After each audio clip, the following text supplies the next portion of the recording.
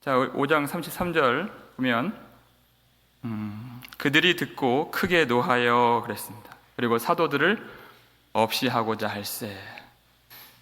그 전보다 이 그들이라고 하는 사람이 누구죠? 사두개인들, 그리고 대제사장 그룹입니다. 사두개인들은 유대인 사회에서 가장 최고위 특권층이라고 그랬죠. 그리고 산헤드린 공회에서 가장 많은 의석수를 차지하고 있는 부류이고, 그리고 대제사장들을 배출해내는 그런 분파들이기 때문에 그 사회에서 참 명망 있고 지위가 높고 권위 있는 그런 사람들이었습니다. 그들이 이제 전보다 더 거세게 사도들을 핍박하고, 17절 보니까 시기가 가득하게 일어났다 그랬는데 33절 보니까 이제는 죽일 마음을 갖게 되었다 그랬습니다. 전보다 더 심해졌죠? 그런데 여러분, 17절과 33절 사이에 어떤 일이 있었나요?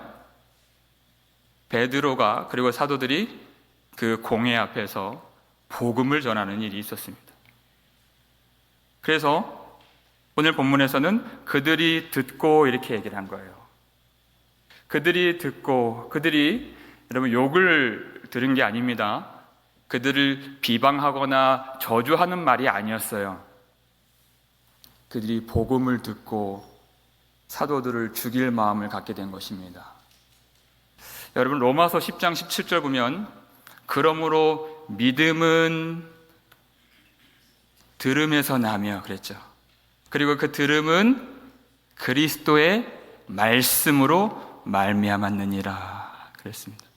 그때 믿음은 들음에서 나며 라는 할 때 그 듣다라는 동사가 아쿠오라는 동사, 오늘 본문에도 듣다 이 동사하고 똑같은 동사, 똑같은 단어입니다.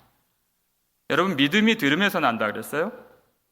그런데 이 사두개인들은 똑같이 그리스도의 말씀과 그리스도의 복음을 듣고 이 사도들을 죽일 마음을 갖게 됐다는 것이죠. 여러분, 어떤 사람들은 복음을 듣고 영생을 얻는데, 어떤 사람들은 이 복음을 듣고 누군가를 죽일 마음을 갖게 된다는 것입니다. 여러분, 이 예배라고 하는 것, 그리고 복음이 떨어진다고 하는 것은 이와 같은 긴장감이 존재하는 것입니다.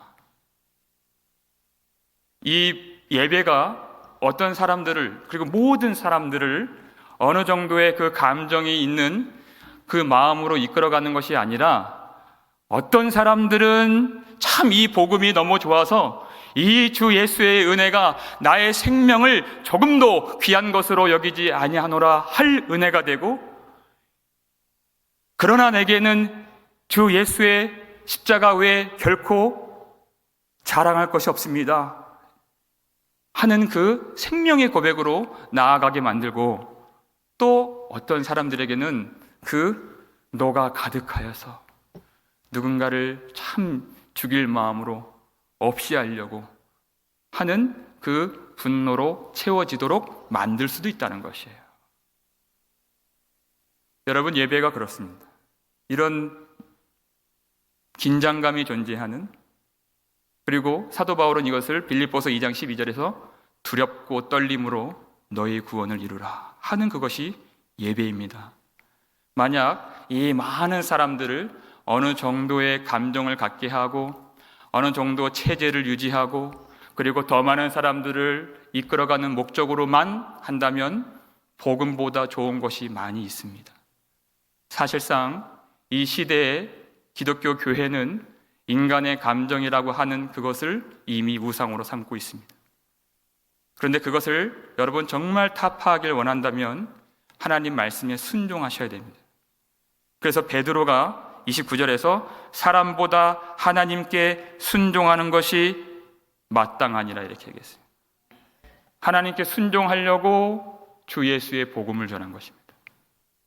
그들에게 잘 보이려고, 그저 이 상황을 모면하려고, 긴장감을 없애려고 하는 것이 아니라 두렵고 떨리는 마음이 있죠. 왜냐하면 복음은 우리 모두를 하나님 앞으로 세워 인도하기 때문에 그렇습니다. 그런데 이 복음이 없으면 아무도 살 수 있는 사람이 없습니다. 이것을 피한다면 아무도 구원받을 사람이 없습니다. 우리는 그러한 긴장감을 두려워하는 것이 아니라, 부담스러워하는 것이 아니라 하나님께 순종할 줄 알아야 됩니다. 그래야 우리가 살 수가 있습니다. 저는 우리 교회가 그래서 복음 장로교회라는 것이 너무나도 복되다고 생각합니다. 그저 사람의 감정이 우상이 된, 사람이 어떤 그 좋아하는 것으로, 그것으로 내세워서 사람을 끌고 가는 것이 아니라 두렵고 떨리는 마음이 있지만 긴장감과 그 부끄러움과 또 어떨 땐 수치와 마음 찔림이 있지만 그것이 피곤하여서 복음을 버리지 않는 교회가 되기를 축원합니다. 그래야 우리가 살 수가 있습니다. 여러분, 덧붙여서 제가 말씀을 드리고 싶은 것은 오늘 그 사두개인들과 그리고 이 대제사장 무리들의 그 왜 그들은 복음을 듣고 노를 바라였는가를 우리가 들을 때, 참 저 사람은 그랬구나 하질 않고 그 사람들의 연약함이 나의 연약함인 것을 고백할 수 있기를 바랍니다. 그렇게 낮아질 때 하나님은 그 속에 우리에게 은혜를 부으십니다. 그렇기 때문에 하나님이 이 말씀을 우리에게 주신 것입니다. 그들은 복음을 듣고 그 사도들에 대해서 노를 바랬다고 그랬어요. 그리고 17절에서는 그들이 시기가 가득했다고 그랬습니다. 여러분, 죄는 정말 여러 가지 죄가 있죠. 그런데 시기라고 했을 때는 내가 고백하기도 부끄럽지 않고 별로 부담이 안 되고 누가 안다고 해서 내가 참 어렵지 않은, 죄의 여러 가지 단계가 있고 모양도 있고 그런 분류를 할 수 있는데요. 시기는 그렇게 우리가 대수롭게 여기는 죄, 그렇게 우리가 심각하게 여기지 않는 죄 속에 있는 것 같습니다. 그런데 성경을 보면 절대 그렇게 간단한 죄가 아닙니다, 여러분. 시기는 마가복음 15장 10절을 한번 보시죠. 함께 읽겠습니다. 이는 그가 대제사장들이 시기로 예수를 넘겨준 줄 알미러라. 시기라고 하는 이 죄는 예수를 죽인 죄입니다. 시기는, 성경에서 말하는 시기는 그저 다른 건 내가 정말 숨기고 싶은데 그것은 좀 가볍다고 여길 만한 죄가 되질 않고 악인들이 의인들을 집어삼킬 때 나타나는 죄가 바로 시기인 것입니다. 그래서 사울이 다윗을 쫓고 괴롭히고 위협할 때에도 마음에서 시기가 일어난 것이죠. 바로 그 속에 예수 그리스도의 순환과 십자가가 고스란히 담겨있는 내용이 바로 그 다윗의 그 일대기입니다. 그 의인들이 악인들에게 맞아 죽을 때 악인들에게서 나타나는 그 마음이 시기라고 하는 거예요. 간단하지 않습니다, 여러분? 그런데 이 제자들이, 사도들이 예전에는 학문 없는 범인, 배운 것도 없고 고기나 잡고 그저 평범한 두려움 많은 그런 사람들인 줄 알았는데 어느 순간, 그 어느 순간이라고 하는 그 지점은 성령을 받은 그때를 말하는 것입니다. 성령을 받고 보니까 이 제자들 속에 그저 이 사두개인들이 봤을 때 그 옛날 예수의 모습이 그대로 나타나게 되는 것이에요. 그래서 이 대제사장들이 예수를 보았을 때 나타났던 그 시기가 이 사도들을 보고서 그대로 나타나게 된 것입니다. 그리고 그때 그 마음 그대로 예수를 십자가에 넘겨주었던 것처럼 이 사도들을 없이 하고자 할세 이렇게 나타나게 된 것이죠. 여러분, 왜 그 제사장들은 예수를 죽일 마음을 갖고 또 지금 사도들을 죽일 마음을 갖게 되었습니까? 그들은 단지 복음을 전했습니다. 그 복음 속에는 그들이 생각했던 의가 아닌 하나님의 의가 담겨 있기 때문에 그들이 그런 마음을 갖게 된 것이에요. 복음을 받고 구원을 받아야 하는, 그리고 구원을 받은, 그리고 구원이 있어야 하는 그 교회가 반드시 이 문제를 해결해야 됩니다. 예수님은 처음부터 복음을 전하실 때 마가복음 1장 15절이죠. 함께 읽겠습니다. 이르시되 때가 찼고 하나님의 나라가 가까이 왔으니 회개하고 복음을 받으라 하시더라 그랬습니다. 근데 이 말씀이 유독 제사장들 마음에, 사두개인들 마음에 분노가 일어나게 만들었고, 그리고 죽일 마음까지 갖도록 한 그 이유는 무엇일까? 예수님이 공생에 처음 시작할 때부터 마지막까지 이 말씀을 전하신 것입니다.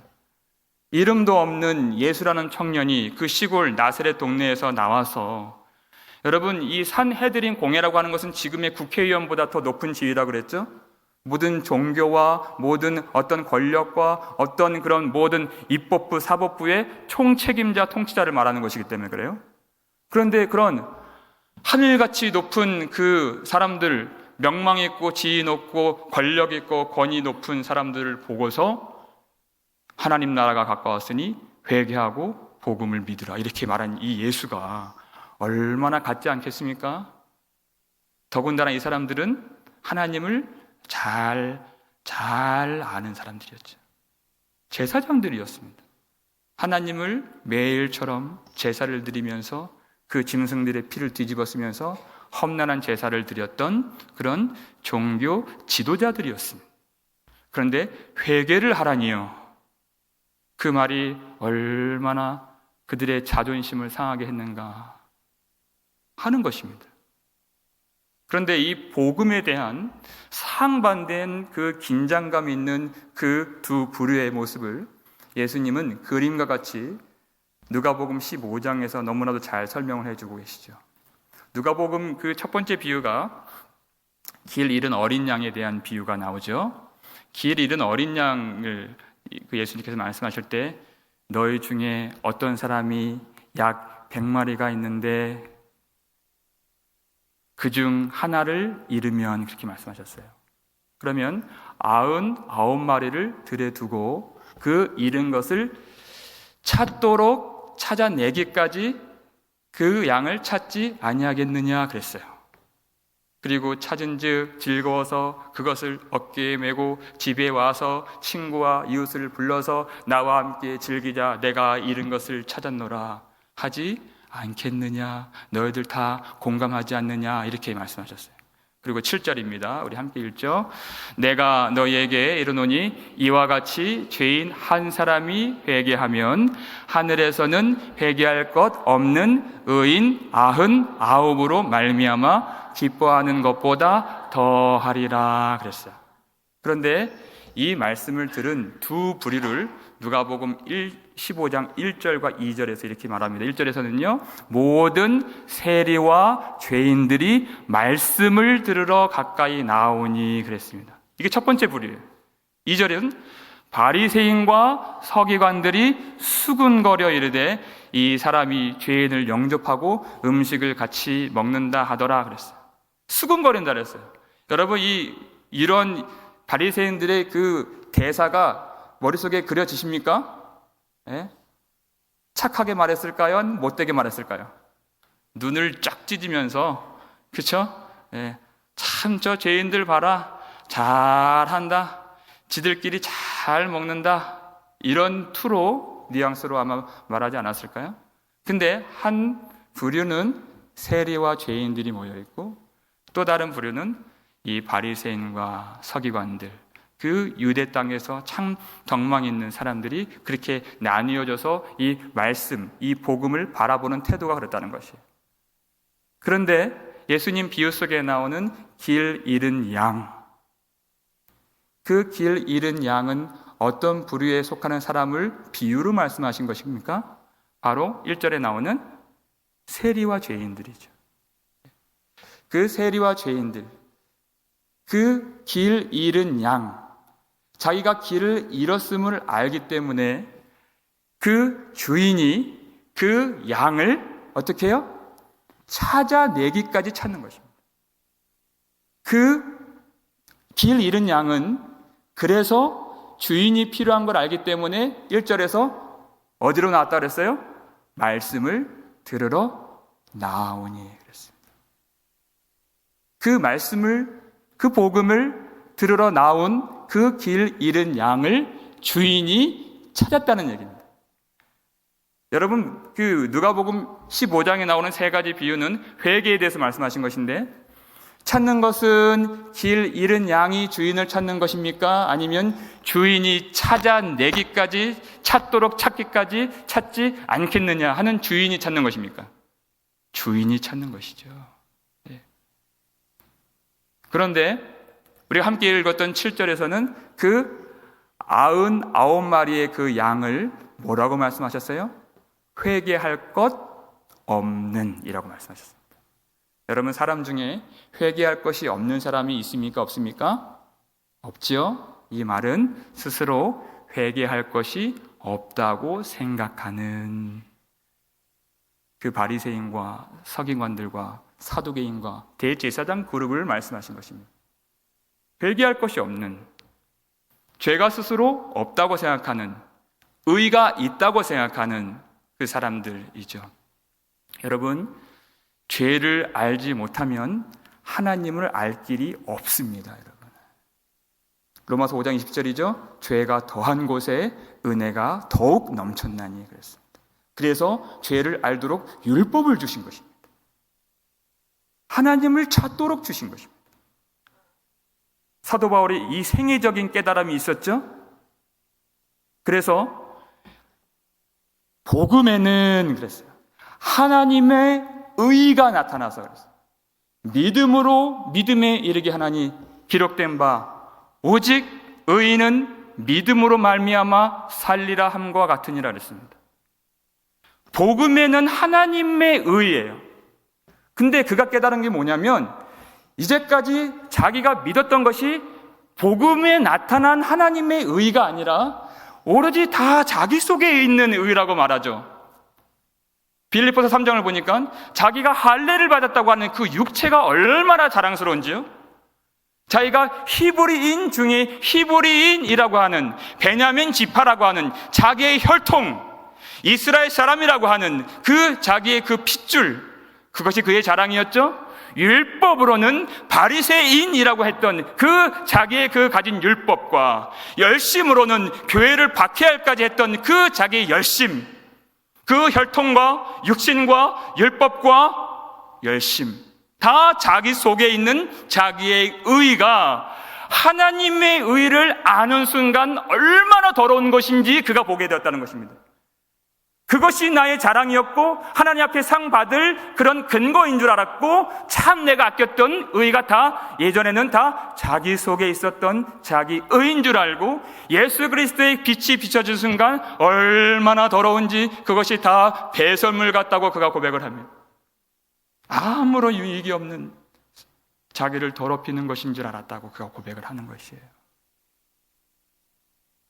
그 의가 복음에 나타난다는 것입니다. 자기 안에 있는 것이 아니라 복음에 나타난 하나님의 의인이 그렇게 얘기하는 것입니다. 오직 이 복음은 하나님의 의만을 나타나고 있는 것이죠.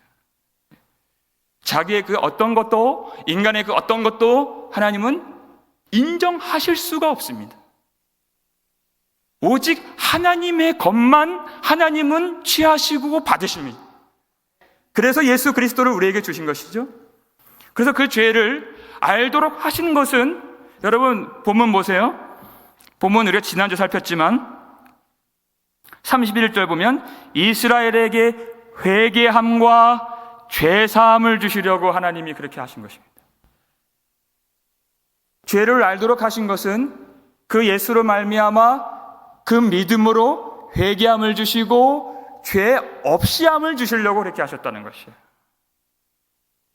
그런데 그것을 아는 세리와 죄인들은 하나님의 은혜를 구하고 말씀 앞으로, 복음 앞으로 나오지만, 그런데 끝까지 자기 속에 있는 의를 자랑하는 사람들은 그 말씀과 복음 앞에 화를 내게끔 되어 있습니다. 분노가 일어나게 되었다는 것입니다.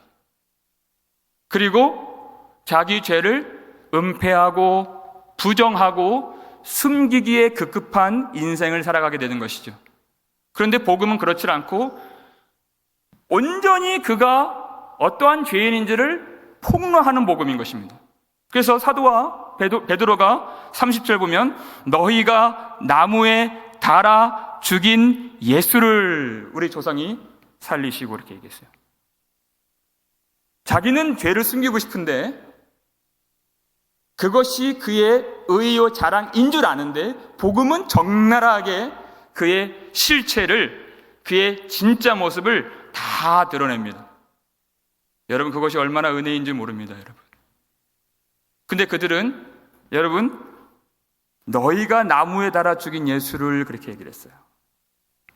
여러분, 아까 그 마가복음 15장 10절 봤을 때 그 대제사장들이 예수를 시기하여서 십자가에 내어줬다고 얘기했죠. 그러면 많은 사람들이 예수님의 그 영향력과 그 예수님의 온함과 예수의 복음과 예수의 능력과 예수의 신성을 보고서 그 앞에 찬송하고 엎드리고 그렇게 제자 되길 소원했던 그것이 참 시기가 일어난 것이에요. 그래서 죽일 마음까지 갖게 되었는데, 그런데 여러분, 기가 막힌 게 뭐냐면요, 예수를 죽이고 싶은데 죽일 방법이 얼마나 많이 있습니까? 그렇죠? 네, 사람들은 참 창의적인 사람들입니다. 죽이려고 하면 단번에 수십 가지, 수만 가지, 수천 가지 방법이 있습니다. 그런데 이 복음은 뭐라고 얘기합니까? 너희가 나무에 달아 죽인 예수를 이렇게 얘기해요. 이스라엘 사람들이 유독 예수님을 십자가에 못 박으셔서 그렇게 소리를 질렀죠. 왜 그렇습니까? 신명기 21장이죠. 23절 우리 함께 읽겠습니다. 그 시체를 나무 위에 밤새도록 두지 말고 그날에 장사하여 내 하나님 여호와께서 내게 기업으로 주신 땅을 더럽히지 말라. 나무에 달린 자는 하나님께 저주를 받았음이니라. 아멘. 여러분, 유대인들의 최고의 음모와 스캔들이 바로 이것입니다. 그냥 죽이고 싶다고 죽이면 그건 누구의 죄라고 사람들이 알게 돼요? 그건 대제사장들이 죽인 것이죠. 그런데 딱 한 가지 방법, 자기의 죄를 숨길 수 있는 한 가지 방법이 뭐예요? 십자가의 위에, 나무 위에 달아 죽이는 방법입니다. 그래서 반드시 예수를 십자가 위에 달아야만 했던 것입니다. 그러면 사람들이 율법을 정확하게 알고 있었던 유대인들이 그 사건을 보았을 때, 그 골고다 위에서 피 흘린 예수를 보았을 때 그것은 누구의 저주를 받아 심판을 받았다는 것으로 알게 돼요? 하나님의 저주를 받아 심판을 받은 것으로 공인되는 것입니다. 그러면 누구의 죄가 가려집니까? 대제사장들의 죄가 가려지는 것이죠. 나는 죄 없습니다 말할 수 있는 그것이 십자가였다는 것이에요. 내가 죽인 것이 아니죠. 여러분도 보지 않았습니까? 저 사람은 하나님의 저주를 받아 심판을 받아 죽은 것입니다. 이렇게 말하기 너무 좋은 죄라는 것입니다. 그렇게 다 된 줄 알았습니다. 그런데 복음이 뭐라고 알려집니까? 너희가 나무에 달아 죽인 예수를 이렇게 얘기합니다. 그 말이 얼마나 소름 끼치기 싫었을까? 왜요? 진실이기 때문에. 그의 마음이 시기를 가진 것이 복음으로 다 드러났기 때문에 정말 죽이고 싶었던 마음들이 다 드러나게 된 것이죠. 여러분, 왜 그렇게 말씀이 어떨 때는 정말 아주 예리한 그 칼로 우리 심령을 완전 후벼 파듯이 들어올 때가 있죠. 어떨 땐 참 내가 부담이 되는데, 내가 그 준비가 안 되어 있는데 말씀이 그냥 내 마음을 들어와서 완전히 그냥 난도질을 하고 후벼 팔 때가 있습니다. 왜 그렇습니까? 회개함과 죄사함을 주시기 위해서 그런 거예요. 우리 스스로 우리는 마음을 찢을 수가 없는 사람들이기 때문에 하나님이 그 마음을 찢어주셔서 여러분, 회개함과 죄사함을 받으면 그 안에 성령을 선물로 주신다 그랬어요.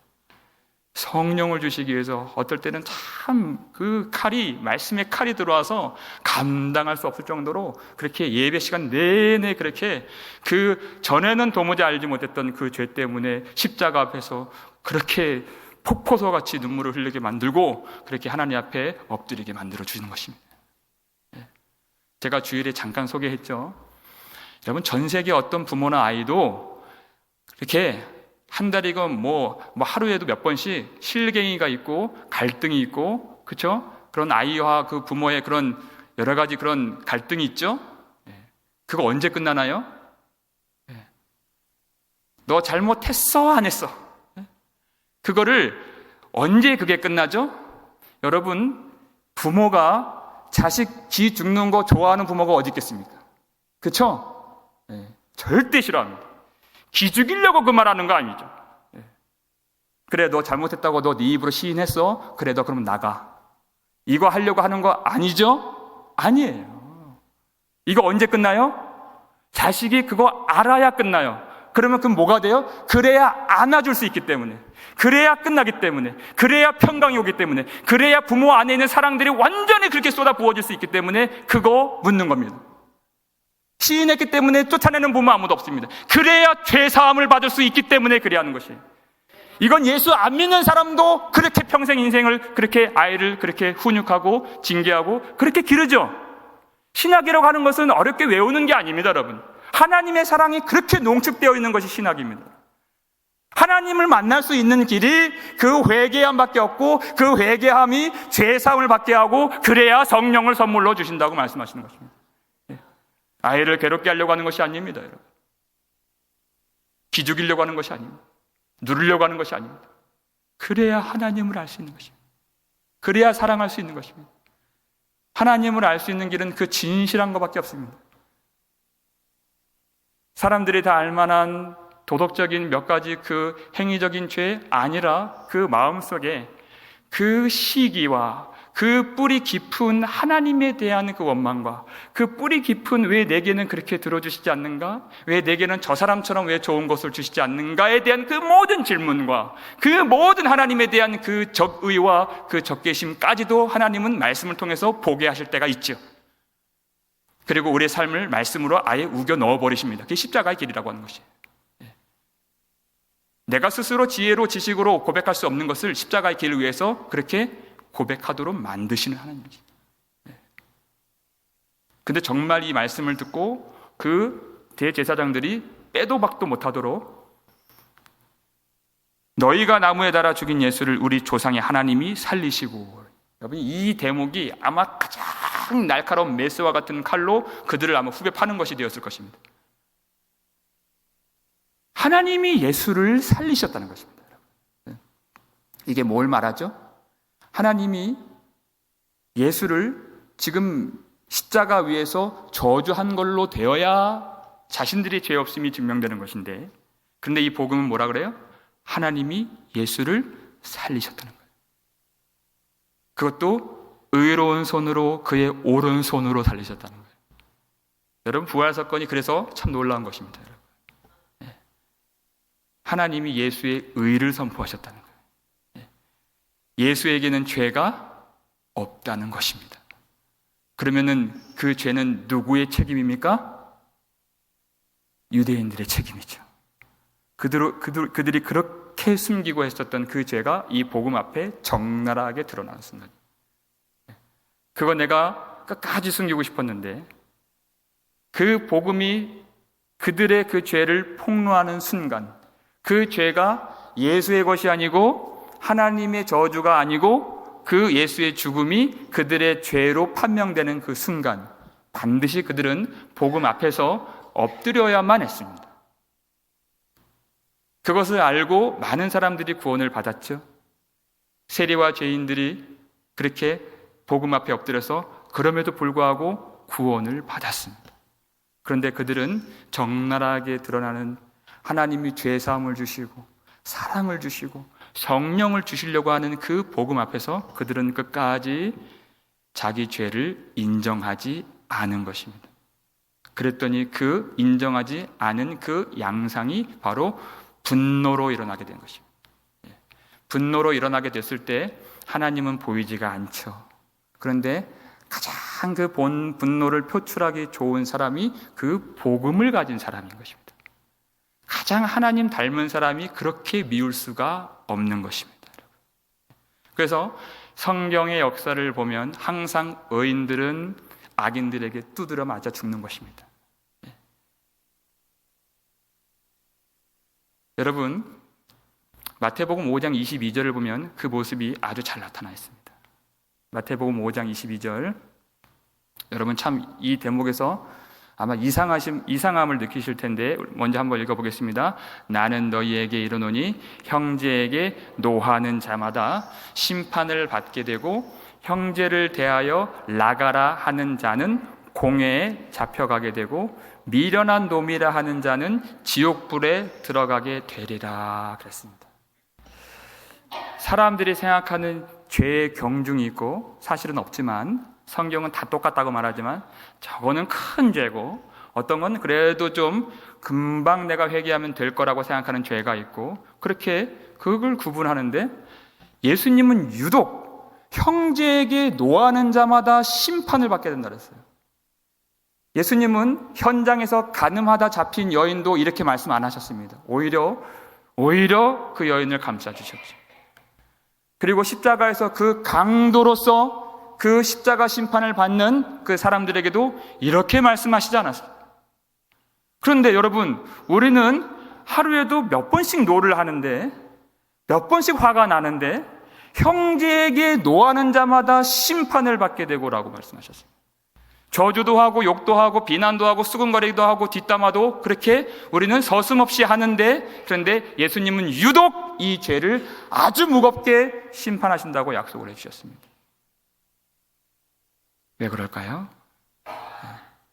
여러분, 이 마태복음 5장 22절을 아주 잘 주석해 주시고 보여주시는 말씀이 누가복음 15장 27절, 28절입니다. 똑같은 노하다라는 단어가 여기 나오는데요.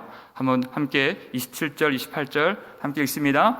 대답하되 당신의 동생이 돌아왔음에 당신의 아버지가 건강한 그를 다시 맞아들이게 됨으로 인하여 살찐 송아지를 잡았나이다 하니 그가 노하여 들어가고자 하지 아니하거늘 아버지가 나와서 권한대 그랬습니다. 여러분이 그 탕자의 비유에 나오는 그 형의 모습이죠. 아버지에게 그리고 그 모든 상황에 대해서 그가 노하매 그랬습니다. 형제에게 노하는 자마다 할 때 그 단어하고 똑같은 단어입니다. 왜 노했습니까? 아버지가 꾸중했나요? 아버지가 저주했나요? 아닙니다. 아버지는 그저 자기 사랑하는 그 아들 그리고 이 형의 동생 그 탕자가 돌아오기를 기다렸을 뿐이고 그리고 그 애타게 기다렸던 아들이 오는 것을 보고 먼저 달려가서 그를 껴안고 그에게 좋은 옷을 입히고 가락지를 끼우고 신을 신기고 그리고 그 살찐 송아지를 잡아서 우리가 잔치를 벌이자 내 아들이 죽었다가 살아 돌아왔느니라 이렇게 했던 이 좋은 인자한 아버지 은혜의 아버지를 보고서 이 형이 노하여 그랬습니다. 거기서 여러분 이 은혜의 현장입니다. 복음의 현장이고 그리고 회개의 현장이고 돌이킴의 현장이고 그리고 생명의 역사가 나타난 그 순간에 이 형은 너무나도 화가 난 것입니다. 왜 화가 났습니까? 그 이유가 무엇입니까? 29절을 보시죠. 29절 함께 읽겠습니다. 아버지께 대답하여 이르되 내가 여러 해 아버지를 섬겨 명을 어김이 없거늘 내게는 염소 새끼라도 주어 나와 내 벗으로 즐기게 하신 일이 없더니. 여러분 왜 화가 나요? 여러 해 동안 주님을 섬겼습니다. 아버지를 섬겼어요. 내가 섬겼어요. 그리고 명을 어김이 없어요. 이 사두개인과 대제사장들이 왜 복음 앞에서, 왜 은혜의 현장 앞에서 그렇게 화가 났는지 똑같이 그려지죠? 그리고 왜 형제에게 노를 했는지 똑같이 그려지죠? 나는 명을 어긴 것이 없어요. 그리고 아버지가 내게 염소 새끼라도 주어 나와 내 벗으로 즐기게 하신 일이 없더니 그랬습니다. 이 첫째 아들이 원한 건 뭡니까? 염소 새끼라도 주어, 이걸 원했다는 거예요. 아버지께서 안 주셨다는 것입니다. 아버지를 여러 해 동안, 오랫동안 참고 섬겼는데, 그리고 내가 명령을 어긴 것도 없는데 하나님은 내게 아무것도 안 주셨다는 거예요. 그런데 아버지는 그 탕자에게 하셨던 그 인자한 말로 그 첫째 아들도 권하여 부드럽게 말씀하셨습니다. 30절 보시죠. 31절 함께 읽겠습니다. 아버지가 이르되 예 너는 항상 나와 함께 있으니 내 것이 다 내 것이로되. 그렇습니다. 아버지는 이 말을 들으면 너무 좋아할 줄 알았어요. 또 그게 맞고요. 그런데 이 형이 바랬던 건 뭡니까? 아니라는 거예요. 아버지하고 함께 있는 것이 그게 내가 좋아하는 것이 아니었다는 겁니다. 아버지하고 함께 그리고 있어서 항상 함께 있어서 아버지를 얻고 그리고 아버지 안에 있는 그 모든 신령한 것이 자기의 것이 되었다고 하는 그것이 좋은 것이 아니라 나 염소 새끼 달라는 거예요. 왜 내가 원하는 게 있는데 왜 그걸 안 주냐는 것입니다. 아버지 여러 해 동안 섬긴 것도 그것은 억지로 한 것이고 그건 내가 참은 것이고 내가 그리고 명 어기지 않았는데 이 더러운 창기와 함께 아버지 가산을 말아 삼킨 이 아들에게는 그 좋은 것을 주는데 왜 내게는 염소 새끼라도 주지 않는다는 거예요. 나도 염소 새끼 받아서 아버지 가산 받아서 나도 그렇게 벗들과 놀고 싶고 나도 창기들과 그렇게 놀고 싶다는 겁니다. 이 성경이 말해주는 메시지가 뭡니까? 이 둘째 아들도 첫째 아들도 똑같은 아들이에요. 그런데 자기의 죄를 아는 둘째 아들은 내가 하늘과 아버지께 죄를 지었사오니 하면서 말씀 앞으로 복음 앞으로 아버지 앞으로 나왔다는 것입니다. 그런데 명을 어긴 적이 없다고 생각한 이 첫째 아들, 이 장자는 이스라엘 백성들을 말하는 것이죠. 오히려 이방인들이 구원을 받는데 이 먼저 된 자가 나중되는 이스라엘 백성 이 장자들이 말씀을 깨닫지 못하는 그 성경의 역사가 다 이 안에 들어가 있는 것입니다. 그랬더니 그 노가 동생을 향해서 세리를 향해서 모든 미움과 판단과 정죄와 그 모든 시기로 말미암아 얼마나 그들은 죄가 없다고 생각했기 때문에 서슴지 않고 비판하고 서슴지 않고 정죄하고 서슴지 않고 그렇게 판단해 왔던 것입니다. 사실상 아버지를 사랑하지 않으니 그 뿌리는 아버지를 사랑하지 않는 것인데 그 양상은 그 누군가를 미워하고 시기하고 판단하고 정죄하는 그것으로 나타나기 때문에 예수님은 아주 무겁게 이 죄를 여기신 것입니다. 율법의 첫째 되는 것이 무엇입니까? 마태복음 22장 37절이죠. 예수께서 이르시되 너희는 마음을 다하고 목숨을 다하고 뜻을 다하여 주 너의 하나님을 사랑하라 그랬습니다. 이것이 크고 첫째 되는 계명이니 그런데 여러분 둘째도 이와 같으니 둘째도 똑같다. 아버지 사랑하는 것은 내 이웃을 내 자신과 같이 사랑하라 하신 이 둘째도 큰 것과 똑같은 계명이다 말씀하신 거예요. 그래서 여러분 창세기 4장을 보면 가인도 마찬가지죠.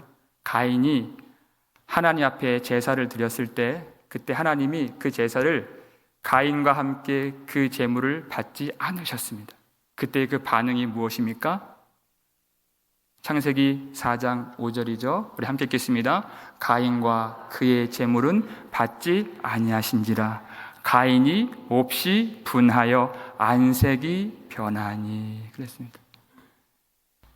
하나님은 절대 사람의 것을 받지 않으십니다, 여러분. 하나님은 하나님의 것만 받으시죠. 그래서 안 받으신 것이에요. 왜요? 예수를 주시려고. 예수를 주셔야 믿음으로 그가 회개함을 갖고 그래야 죄사함과 성령을 선물로 받을 수 있습니다. 그래야 그가 살 수 있습니다. 그런데 그걸 모르죠. 여러분, 하나님은 받으실 수도 있고 안 받으실 수도 있는 하나님이십니다. 그런데 하나님이 안 받으셨어요? 그랬더니 그가 안색이 변하고 몹시 노에 따랐어요. 누가 하나님입니까? 자기가 하나님입니다. 그렇게 자기를 부정하는 게 안 된다는 겁니다, 여러분. 하나님, 내가 그렇게 주님을 섬기고 여러 해 동안 주님 앞에 명을 어기질 않고 내 인생 주님께 드렸는데 하나님 왜 내게 주시질 않습니까? 그리고 왜 처음부터 끝까지 회개하라 하십니까? 난 그렇게 주님께 드리기만 했는데 내가 잘 해왔는데 왜 초지일관 하나님 나라가 가까이 왔으니 회개하고 복음을 믿으라 하십니까? 왜 나를 안 받아주십니까? 왜 나를 인정해 주시지 않으십니까? 그래서 화가 난 겁니다. 회개라는 말이 그래서 싫은 겁니다. 가인의 제사를 드리고 있다는 것이에요. 그렇게 자기를 부인하고 날마다 십자가를 지고 가는 것이 안 된다는 것이에요, 여러분. 하나님이 그것을 알게 해주시려고 내가 스스로 나를 부인할 수 없는 것을 하나님이 너무나도 잘 아시기 때문에 우리 인생을 그렇게 자기를 부정하지 않으면 안 될 인생으로, 복음과 함께 고난을 받으라 하신 인생으로, 오직 하나님만이 하나님이시고 나는 아무것도 아닙니다. 나는 우리 주인 되시는 예수 그리스도만이 필요한 하나님의 사람입니다. 다만 불쌍히 여기소서 하고 고개를 떨굴 때, 그때 여러분 누구를 판단할 수 있을까요? 누구를 시기하고 누구를 정죄하고 누구를 미워할 수 있을까요? 절대 그럴 수 없습니다. 그 하나님을 바라는 동안에는 절대 그럴 수 없습니다. 우리는 하루에도 12번 그렇게 넘어집니다. 그렇게 나 부정 못하는 사람들입니다. 여러분 그렇게 회개하십시오라고 제가 말씀을 던지는 것이 아닙니다. 저와 같이 복음을 항상 전하는 사람들은 회개할 것이 더 많이 있습니다. 그렇기 때문에 그의 찔림은 우리의 허물 때문이요, 우리의 허물 때문이라고 말하는 것입니다. 오늘 이 밤에 하나님 앞에 다시 우리에게 죄 사함과 성령을 주시는 하나님 앞에 정직하게 설 수 있는 저와 여러분 되기를 바랍니다. 우리에게는 내 속에 있는 그 의가 아닌 하나님이 주신 하나님의 의가 필요한 사람들이기 때문에, 그렇기 때문에 오늘도 회개하며 주님을 찾고 그 회개하는 자리에, 그리고 철저하게 진실하게 자기의 마음을 찢고 복음으로 나의 마음을 찢어서 자기의 존재가 아닌 자기를 부정하고 예수님만 구하는 자들에게 풍성하게 은혜를 더하시고 죄 사함의 은혜를 회복시켜 주시고 확신을 주실 줄 믿습니다.